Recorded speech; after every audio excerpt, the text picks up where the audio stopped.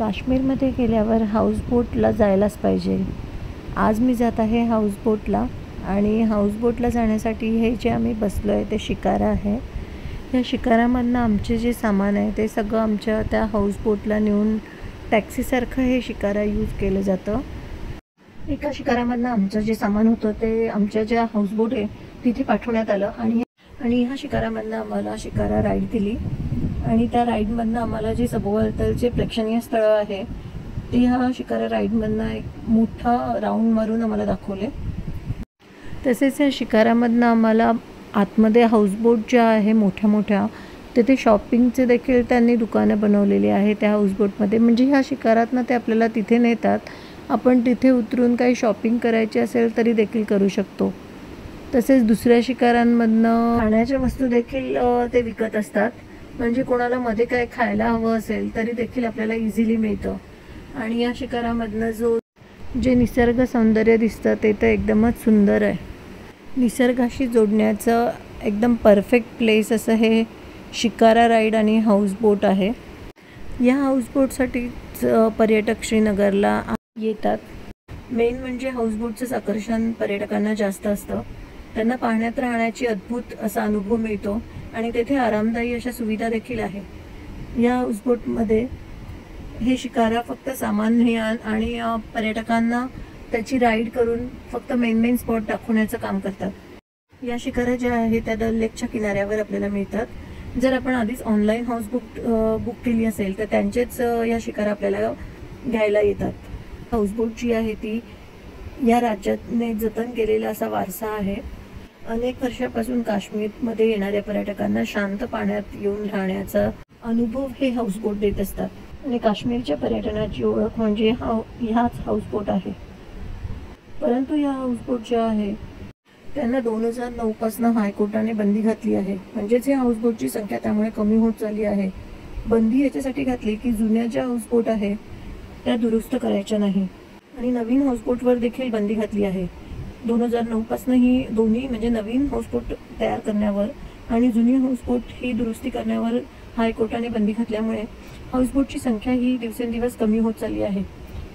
आणि या हाऊसबोटची एक किंमत जी आहे ती 2 ते 3 कोटी आहे. या हाऊसबोटमधला हा पुढचा जो एरिया आहे तो ड्रॉइंग एरिया आहे व डायनिंग रूम आहे आणि आतमध्ये 4 ते 5 अशा रूम्स आहे.